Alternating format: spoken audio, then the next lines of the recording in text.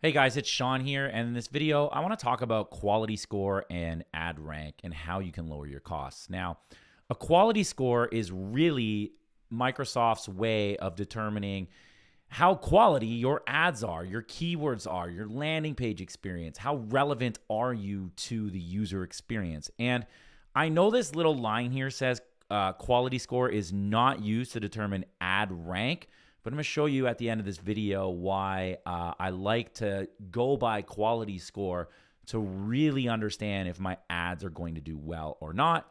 And if my ads are going to do well, it means my costs are likely going to go down. So quality score is a metric given to you inside of your keyword section of your Microsoft Ads account. And I'll show you what that looks like when we get to the ad columns video.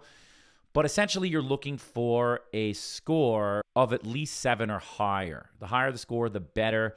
Generally speaking, if you have a higher score, you're probably paying the best price you can pay for that click, okay? The auction, how much you're gonna pay for that click, yes, it is a determination of the amount of money you bid, but it also has to do a lot with your quality score.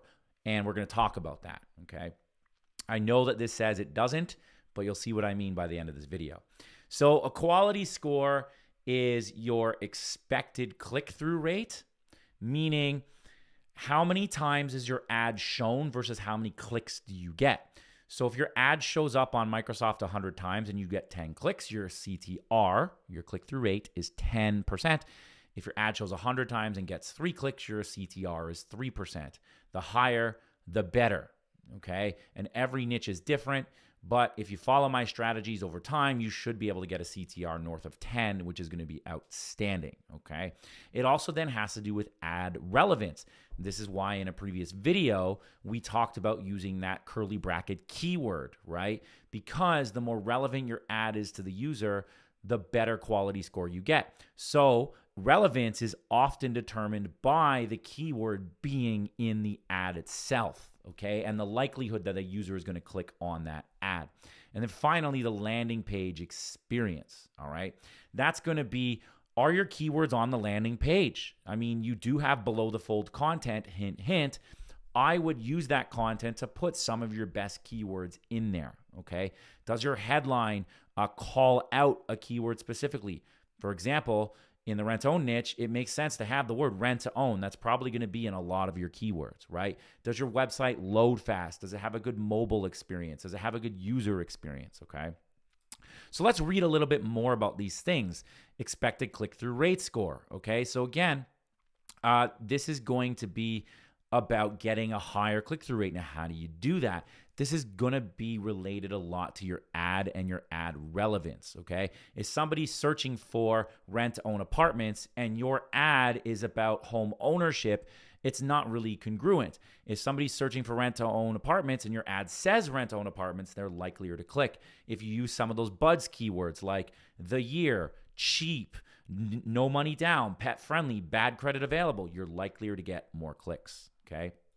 Ad relevance, again, is going to be about having your keyword in the ad. If somebody's searching for rent-own apartments, your ad should probably talk about that, okay? And then your landing page experience is going to be about all of these things. Does your page load quickly? Does it provide a good experience? Does your website have good quality on it? Does it have content? Does it have privacy policy pages? Look at this at the bottom. I keep telling you guys this. Don't plagiarize other content. Use original in-depth content. Landing pages with original content, not copied from other sites, can improve your quality score. Again, you're not going to get higher conversions by having a lot of below the fold content, but the more unique and in-depth you make it, the better quality score you get. Now, I know Microsoft specifically says quality score does not determine ad rank, but if you look at this article that talks about ad position, it says ad rank is determined by many factors, including the bid. Okay, that makes sense. Your ad's relevance, right? And your ad's performance based on response signals, for example, click-through rate. So I don't know why Microsoft says quality score doesn't impact your ad rank when right on this other page it says ad rank is impacted by relevance and CTR, which is a part of your quality score. So maybe not directly does quality score determine what position you're going to get in the Microsoft ad ranking system, but the amount you bid combined with the factors in the quality score, i.e. the click-through rate, the relevance, the ads, and the landing page experience, those are going to be combined to determine how low your cost is and how high in the search you go.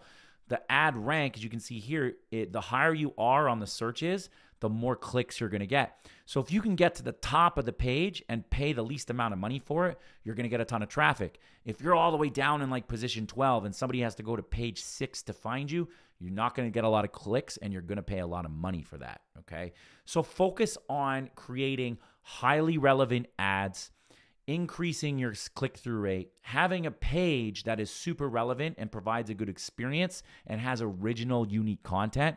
You can put it below the fold. Nobody's going to read it anyways, but Microsoft and Google love that stuff, okay? So that's it for quality score and ad rank, and I'll see you on the next video.